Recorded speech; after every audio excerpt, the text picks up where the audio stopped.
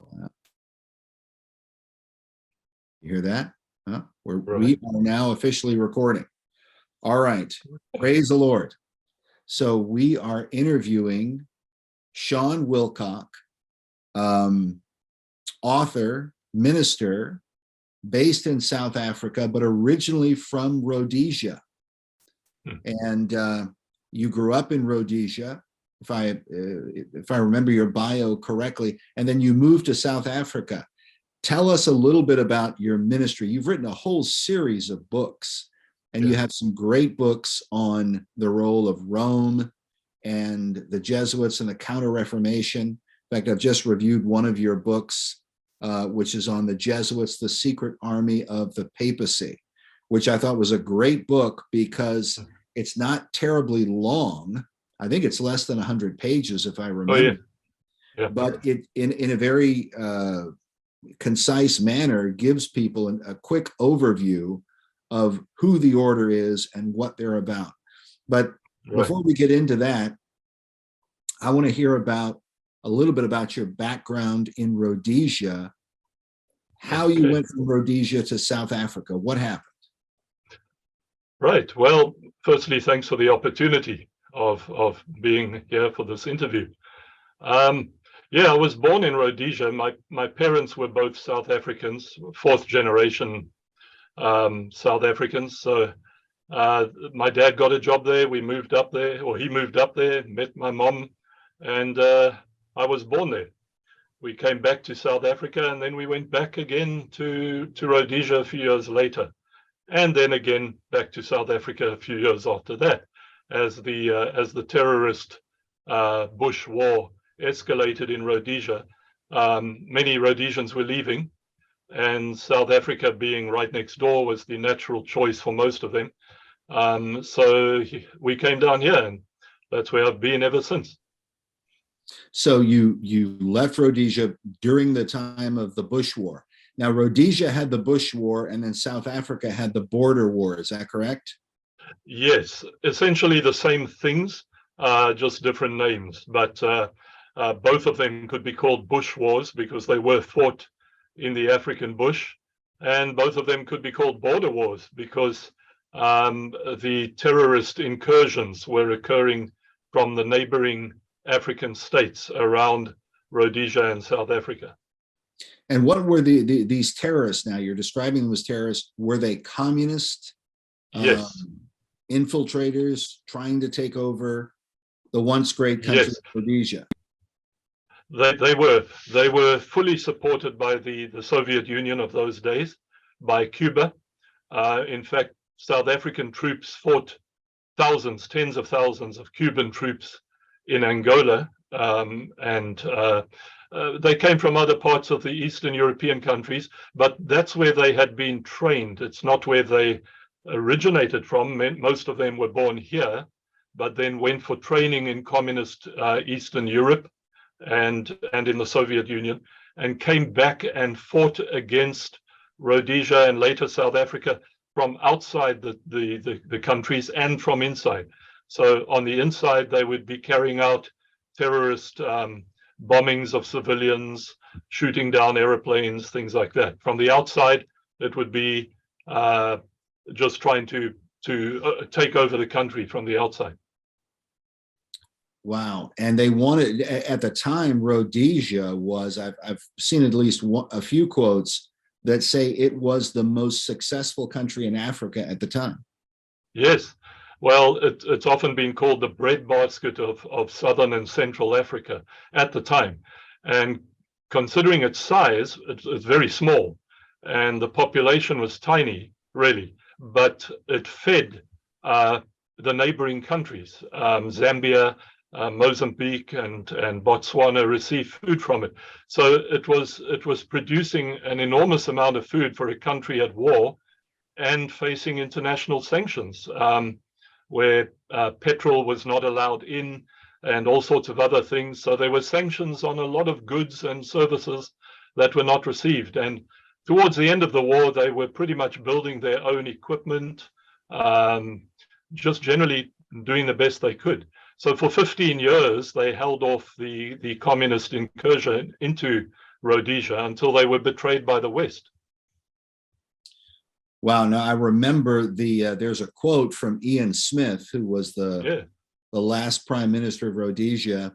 And he said, because he was talking about the Bush War, and he said, "We were never beaten by our enemies. We were betrayed by our friends." Can you talk about that? Exactly right, because he expected, rightly, the help of what we could call the Protestant West, at least. And he didn't get it. And most particularly, Great Britain did not help, and in fact was financing the communist terrorists who were attacking Rhodesia. And when finally the elections were held that brought in Robert Mugabe as the first prime minister of Zimbabwe, as the country was renamed, those elections were pretty much controlled by Britain, who had sent in troops into Rhodesia, and the Rhodesian government had to take a back seat while Britain pretty much ran the country during the time of the elections, and saw to it that Mugabe and his party won the election through violence and intimidation. Wow. Now Mugabe. Now we're going to take a slight shift here from what I have read up on Robert Mugabe. Mugabe appears to have been a Jesuit. Is that true? Yes, he was at least Jesuit educated. He went to a Jesuit mission school as a boy. So he was Jesuit educated. How far beyond that it went, I haven't been able to find out, except that when he met the Roman Pope Francis, soon after Francis's inauguration, there was that famous scene where Francis appears to bow to Mugabe. And of course, it was denied by Vatican insiders, but it certainly makes you wonder. And he called himself a Roman Catholic for most of his life.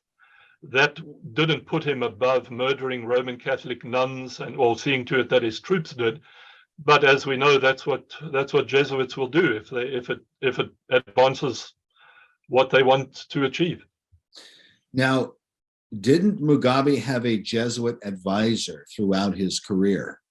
I've been reading online that he had because they had stories when he was forced to abdicate and stand down, his Jesuit advisor was counseling him. And then I went and I read up on this guy, and this guy was with Mugabe all the way back in his early days. Yes, that is true. Yeah. So it looks like, even though it was in the background, but it looks like that Jesuit influence remained through all the years, even though he would have played it down. But it's not surprising, because many African, or at least a number of African dictators, have been greatly influenced by Romish priests and others, including Mobutu Sese Seko in Zaire many years ago, and others. So it's not surprising. Romanism has a great hold on Central Africa and into the South, though not as strong. So a number of the presidents and prime ministers have been Roman Catholics, and certainly Mugabe was influenced by them and by Jesuitism. Do you think it would be reasonably accurate to say that Rhodesia was overthrown by the Counter-Reformation? That's kind of been my view of it as I've studied it. Yeah, I can see why you'd say that, and certainly it's what they wanted to happen, because Rhodesia, I don't know if you remember many years ago when you'd get a book published, say, in the United States or Britain. On the back cover of that book, the other branches of the publishing house would be, say, maybe Canada, the UK, and they'd say South Africa and Rhodesia and Australia. So it was clearly part of what we could call the Protestant West, and Rome has always wanted to destroy that. So the fall of Rhodesia was just the next domino to be taken out, at which point South Africa, being much larger and stronger, was completely surrounded by communist states, and it became the next one. So you had Rhodesia going in the late 70s and South Africa in 1994. So yes, I think it is part of their overall plan and strategy, or was part of it, to destroy the Protestant West, to surround the strongest country in Africa, finally to pull that down, and then of course leaving the United States with very few Western allies, which is where the US is now. Now, you in your book, you quote a lot of great historians, but one of my favorites is the 19th century historian J.A. Wiley. Right. Now, Wiley he has a book on the Jesuits called "The Jesuits: Their Moral Maxims and Plots Against Kings, Etc." And in that book, he says that the Jesuits use communism, yes, against countries they're trying to control. He wrote that back in 1881. Would you agree with that? Absolutely. I think even as far back as that, the early stages of communism would have been controlled by Jesuits. Once the Bolshevik Revolution occurred, they lost a lot of that support, but they gained it again in the 1950s. So depending on the Pope of Rome at the time, you will see whether the Vatican is more pro-communist, anti-communist, or halfway in between. And so you can see a very clear demarcation of that through the decades of the 20th century, and right up until the Francis pontificate. But they have used communism. Communism has been the muscle that they have used. And I think the reason for that is that certainly they recognized that communism was taking over the world. It was succeeding where Nazism didn't. And so they threw their weight behind backing the right horse, in their view. Wow, that is powerful. Now, what we're finding in our research is that there's also authors, people like Alexander Hislop back in the 19th century, who wrote a book called The Red Republic. Yes. He's arguing, like back in the 1860s, that the Papacy and the Jesuits were involved with socialism back then. Right. Otto von Bismarck, who was a Protestant in Germany, was publishing in the papers his belief in the 1850s that Karl Marx was working with the Jesuit general. Do you believe the Jesuits are kind of the co-authors of socialism and communism, or was it something they? Yes. Or how do you see it? I do think they were involved right from the beginning in the creation of it. In fact, you can go further back to the French Revolution, which in many ways was a nascent communist revolution. It didn't have that name, and communism as a philosophy had not yet been defined, but already back then it was the same idea. And the Vatican realized that times were changing. The nations, the people of various nations were rising up, gaining their so-called rights, demanding what they don't have.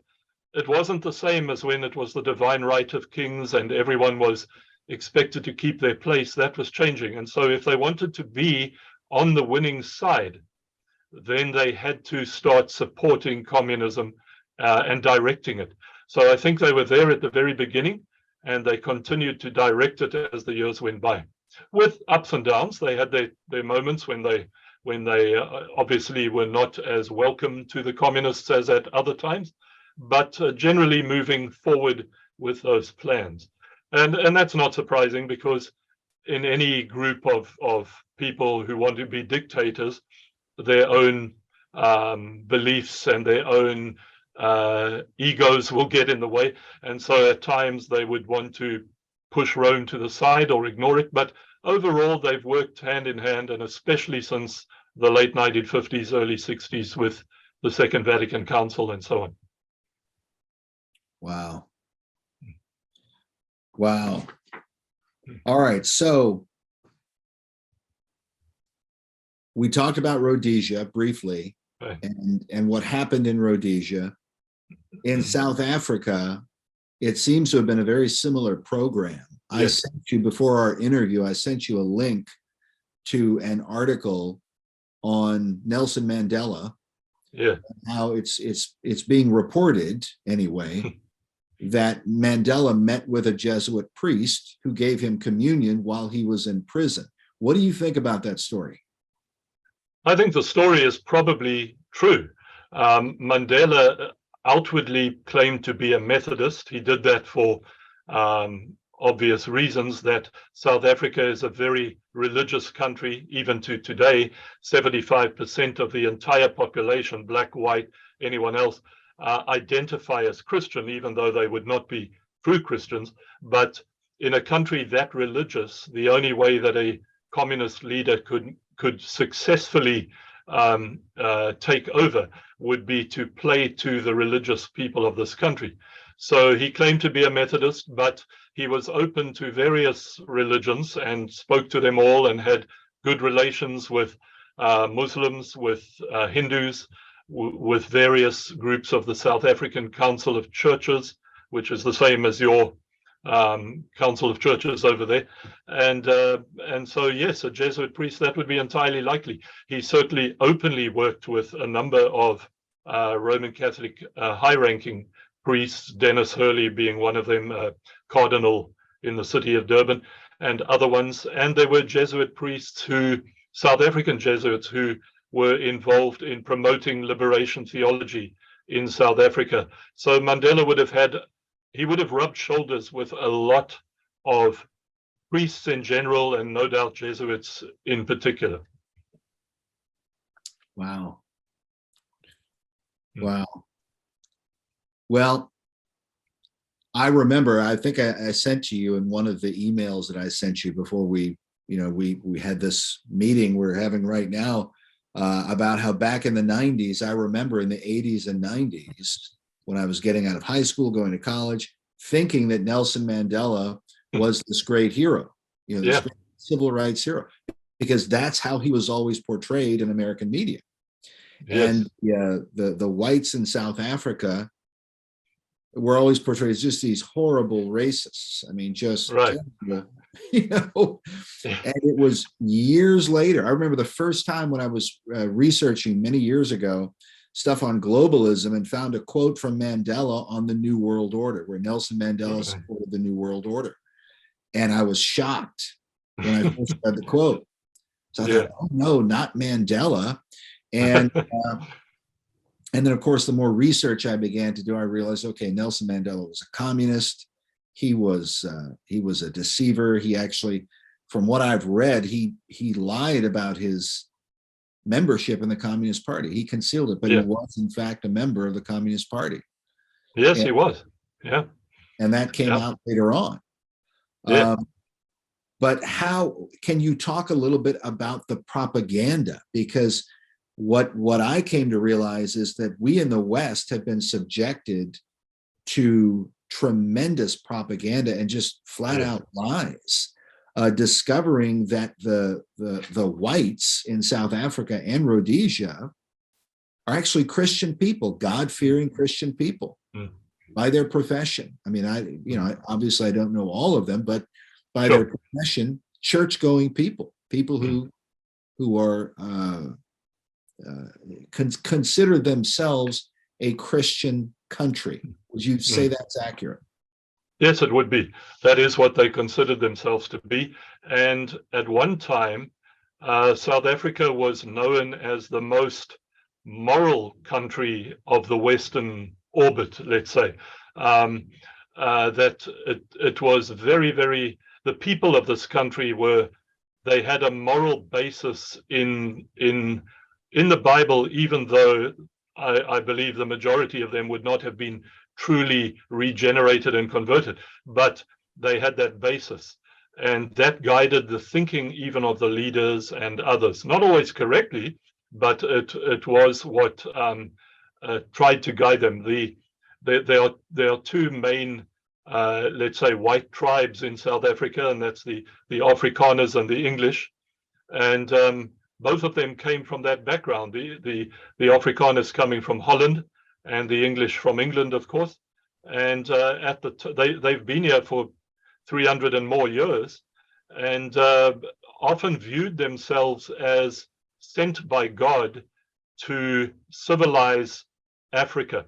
Now, we can argue about whether that was correct or wrong or right, but they did view it as a pagan place, which it was, and that they had a mission here at the southern tip of the continent. So you can see then why communism would want to destroy that, and why Rome would. And yes, I remember clearly. I was in California and other places in the mid '80s, and that was the height of the anti-apartheid movement. And I wasn't very welcome in a number of places. There was a lot of animosity, and even coming through customs in JFK, there were snide remarks, let's put it that way, about being white and from South Africa. So there was a lot of hatred and a lot of misunderstanding about Mandela. People forget that he wasn't in prison for being black. He wasn't in prison for any harmless thing. He essentially went to prison for high treason. He could have received the death sentence when he was found guilty, but it was made life in prison. So he spent 27 years in prison, but he wrote a pamphlet called How to Be a Good Communist. He was involved in plans for sabotage, widespread sabotage in the country, bombs and various other things. No, he was not a good man, but the world was hoodwinked about him, very much so. Do you believe that what happened to Rhodesia and South Africa is currently what they are trying to do here in the United States of America? Yes, 100% I believe that. I've said from way back in the 80s already, I would write and say that the ultimate target is the United States, simply because of, not only because it's the biggest, but because of its background of freedom and liberty, and particularly religious freedom.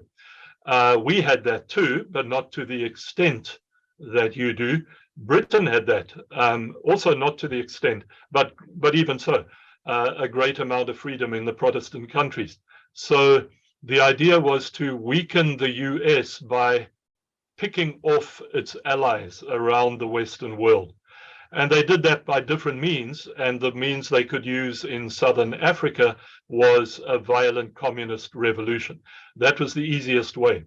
And of course, by playing black against white, white against black, turning it into a racial issue, when in fact it was the color part was red against white. That's really what it was. It wasn't, it was a communist revolution. A big issue, and I think I sent you an email on this, because one of the things you reveal in your book is that King James II was a secret Jesuit.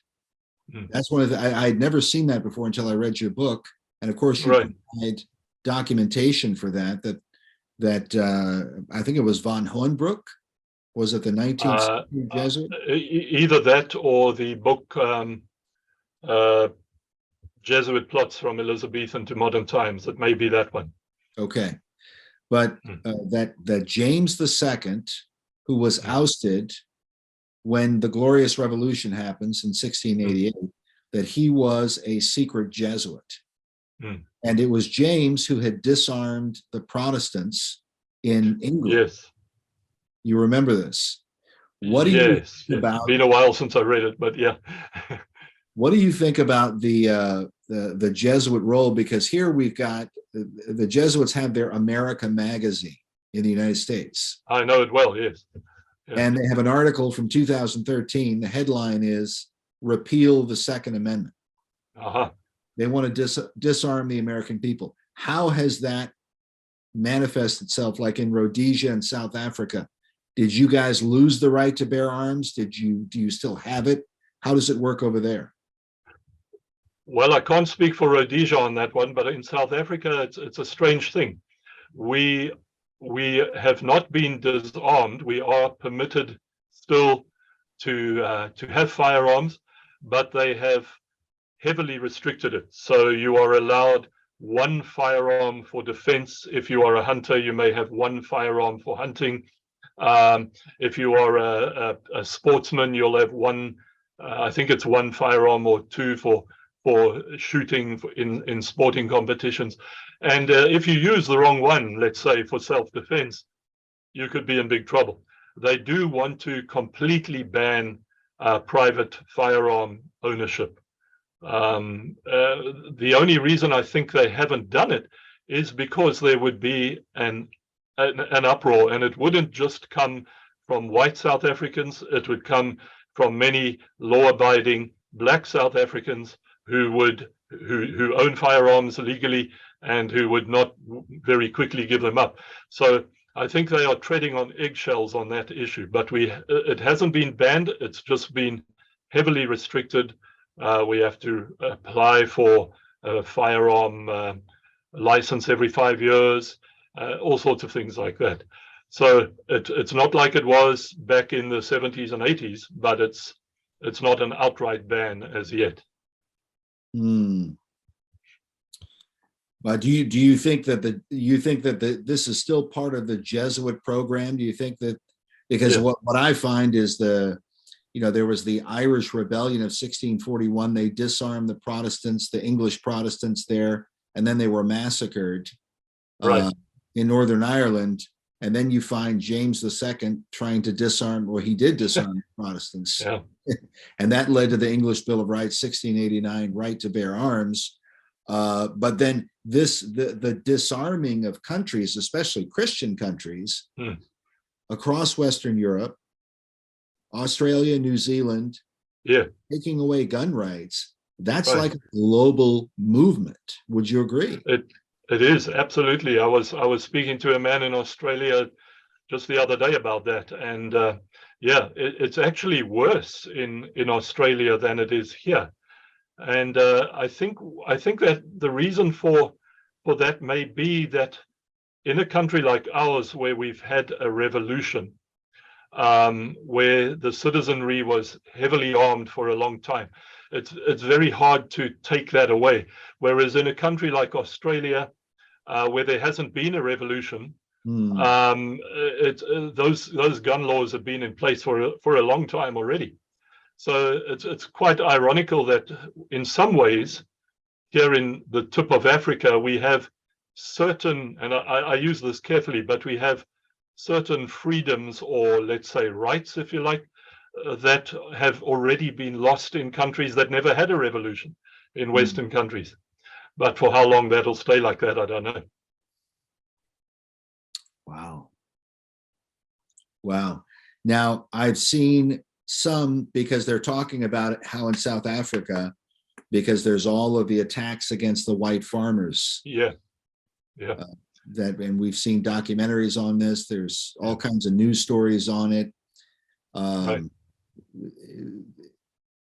There are some who have argued, I've heard some of the white farmers say they do, because they're talking more and more about confiscating all the land now from the whites without compensation, and just, I'm not sure, are they thinking to just throw all the white people out of the country, or what is that all about? I know, it's an incredible thing. It's been around for a few years now. Expropriation without compensation, usually called EWC for short, and it is government policy. The ANC government wants to entirely expropriate land, and all land, and pretty much, as all communists like to do, make it state-owned, so that no one will have private property rights. And that's not just farmers. That's often mistakenly thought to only apply to farmers. But in theory, it applies to any land anyway. So if they decide that your house is in a particularly strategic place for them, they can do the same thing if that becomes law. So it is extremely serious, because, well, on the side of the white farmers here, and I say the white farmers, they are black farmers, but the commercial farmers, for the most part, probably 90%, are white South Africans. And the murder rate of white farmers in this country is the highest in the world outside of a war context. So more farmers are being murdered every year outside of a war situation than anywhere in the world. And it amounts to thousands. And every year it's a few hundred more. Then if you look at the overall population in a country of around maybe 50 million people, we're having around 27,000 murders a year. And when you think of what 27,000 computes to, it's like wiping off small cities or small villages and towns every single year. So the crime rate is extremely high. And of course, if they do take all the land, they will dish it out, but it will only be given to the elites in the government. They will, as happened in Rhodesia, they will get the farms. The farms will go to rack and ruin. Nothing will be grown, and you could be looking at mass starvation in this country. Now we see videos of here in America. We see videos of what we're told are white farmers in South Africa on their property, and then there'll be maybe one or two or more black fellows that will drive up, and they'll have a piece of paper that is like a court order or something, and they basically say, this property now belongs to me because I'm black and you're white, and the government's giving me this land. This is now my land. You white people need to get out of here. Is that right? Does it really go on? Is that real? It does. It's not yet on a wide scale in South Africa. That was heavily done in Rhodesia from about 2000 onward, and most of the farmers were thrown off their land, exactly like you have just said. In South Africa, it is happening, but they're trying to make it look more legal, so it goes through a whole process.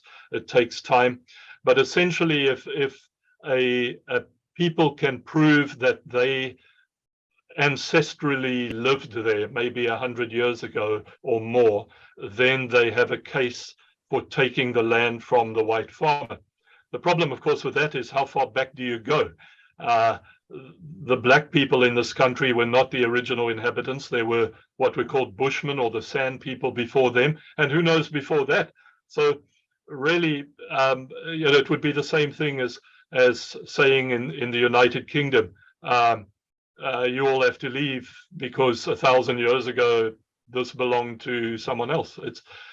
It's just madness, really. Wow. And what people also forget on that is that although the farmer and his family may be thrown off, his workers will be thrown off too, and they will be black people, many of whom have lived on his farm for generations, who have worked that land and know that land, and they will be thrown out too, because they are not treated any better just because they are blacks. If they are not connected to the ruling party, they lose their livelihoods as well. I mean, it's just incredible, some of the things that we're seeing over there. And then, of course, you have propagandists who come back and they say, oh, it's not really that bad. Right. Well, partly that's because it is a beautiful country, and people visit here from all over the world and nothing happens to them, usually. There's a few high-profile cases where foreign visitors get attacked, but generally they go to the game parks and the beautiful spots and are pretty safe. But that's true of pretty much anywhere in the world. If you go to the right places, people can visit some of the Latin American countries and think they're wonderful because they stay in the tourist sections and don't actually move beyond that. So that is what happens here too. It is a beautiful country. It's got a lot to offer, but the violence is extremely high. Now, do you believe, because I've done just a little bit of research on the activities of the Jesuits in South Africa. And that story on Mandela I thought was very, very interesting. But the Jesuits are definitely at work there in South Africa. I remember reading an article, but the article was from back when Mandela first came into power. Right. Okay. And it was written by a Jesuit, can't remember his name, but he said basically, he says, well, this was a relatively peaceable transition, he said. That was his approach. And he said, he says, we have some things to be thankful for. He says, we used to be a Christian country. Now we're a pluralistic, right? Multicultural, multi-religious country. And he's celebrating this as though this were a good thing, that the country had gone from being a Christian country to being now a pluralistic society. Can you talk about that? Did they usher in more of a pagan standard? Yes. And Definitely did. Go ahead. Yeah. When Mandela, even before, I think a few months before Mandela supposedly won the election, as we all knew he would, they were already holding gigantic prayer meetings, but these were not prayer meetings that Christians would go to. These were prayer meetings to the ancestors, because millions of black people in this country worship their ancestors. So it's an ancestor worshipping type of thing, and they sacrificed and used the witch doctors and all of that. So already things were changing.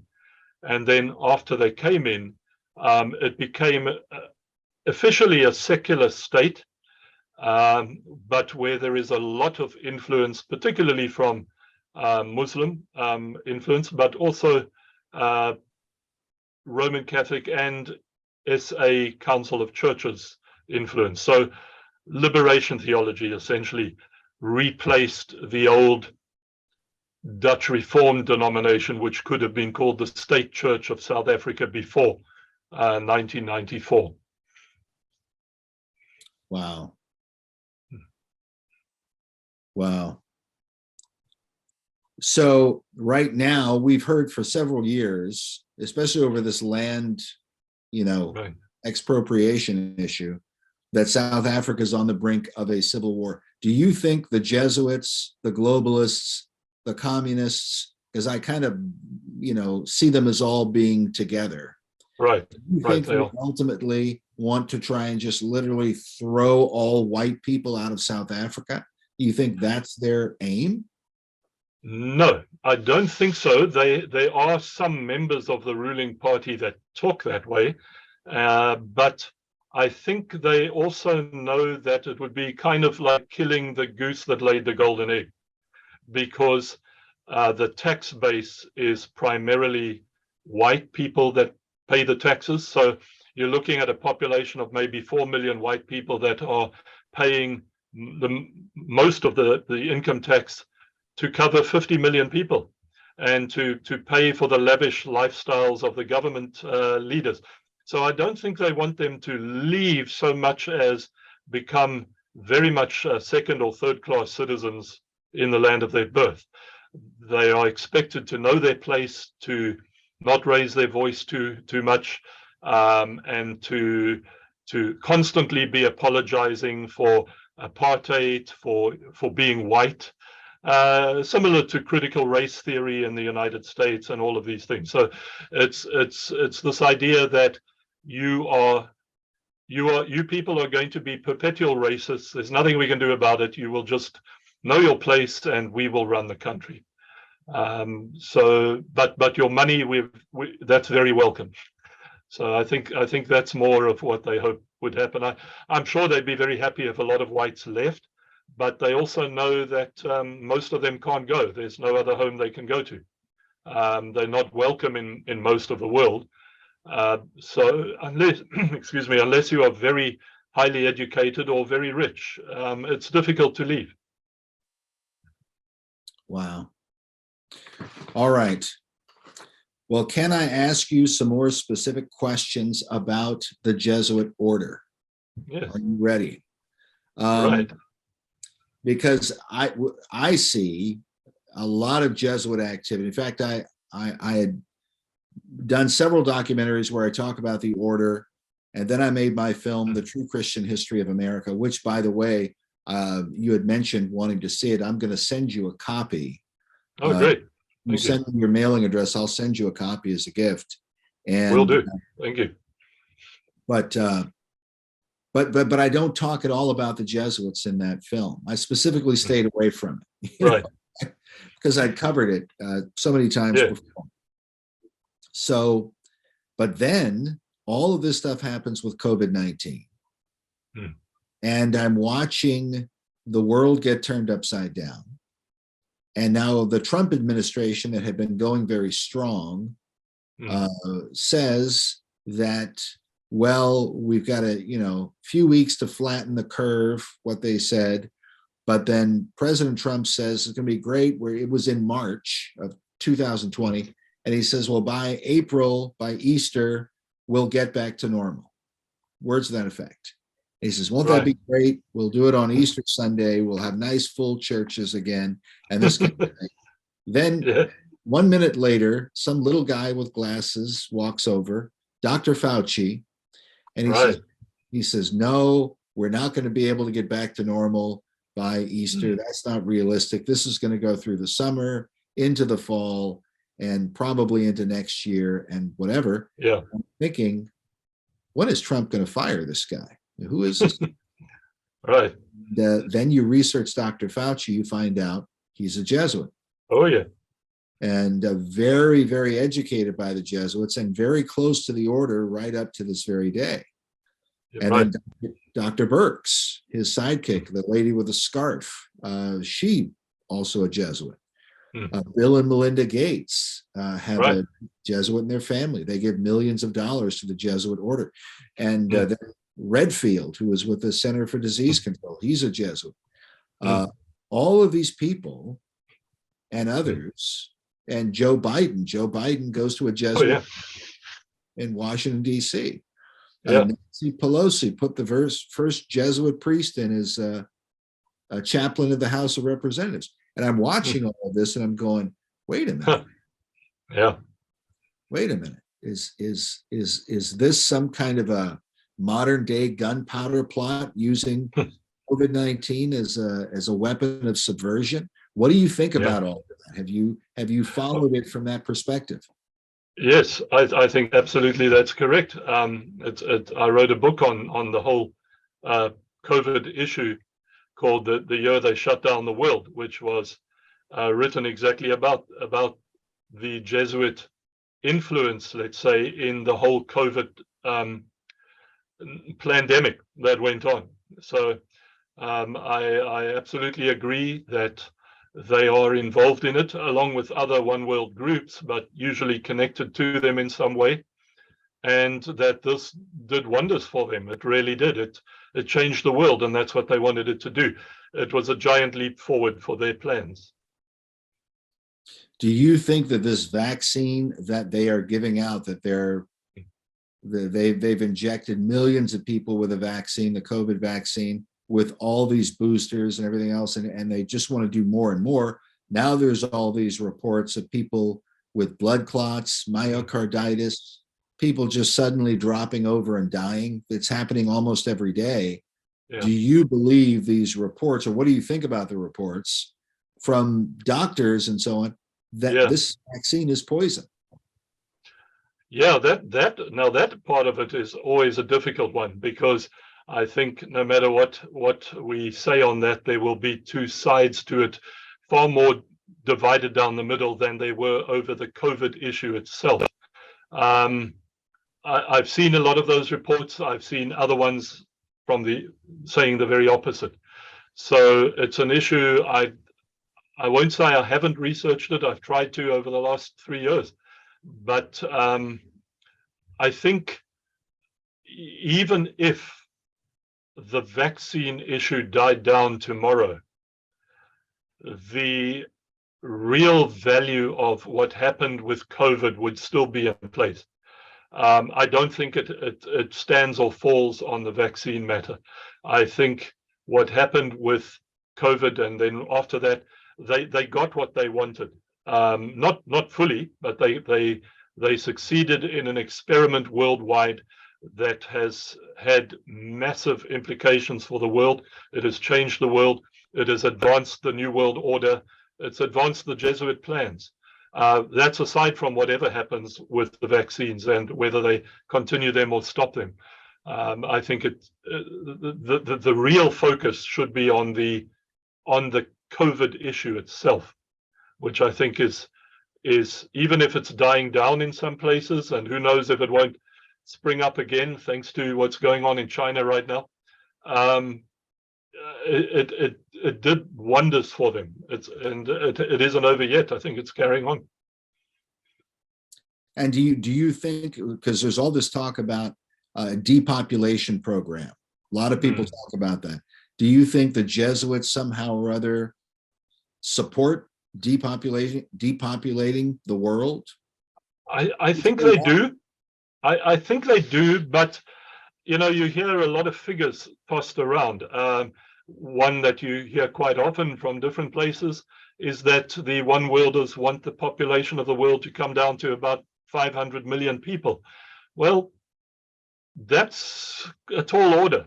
And, you know, other than massacres, I just don't see how they're going to do that. So I think they would like to see a drop, but how far or how, you know, I think a lot of these groups have certain issues where they converge and are in agreement, and then they have their own agendas. How far the Jesuits are into the depopulation idea, I don't know at this stage.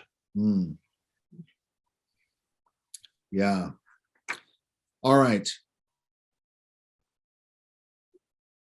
Can you explain now the Jesuits, for people who don't know anything about the Jesuits, can you give a brief overview of the order? Why were they founded? What's their overall purpose?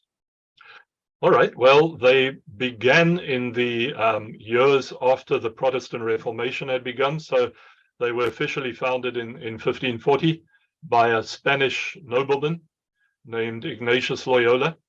And originally their purpose was not to be under the papacy, but to just have their own way as a secret society trying to take over the world. But a plan B, if you like, was to make use of the Pope and get his blessing on them if that's what they needed, which they did and which they got. So as a result, they became the stormtroopers, as many have called them, of the Roman papacy, whereas other religious orders within Rome, like the Dominicans, the Franciscans, and so on, they have their purposes. Some of them are into education, some into medicine, some into missions. But the Jesuits' supreme purpose was the destruction of Protestantism and basically taking over the world for the papacy, which ultimately meant for themselves rather than for the Pope, but just using that. So they had those two supreme goals, destroying Protestantism and ruling the world. And I think with the coming of Francis, they took a major leap forward with that. Wow. The Jesuit general is he's typically called, among conspiracy writers, the Black Pope, although not just conspiracy writers, historians call him the Black Pope. Yeah.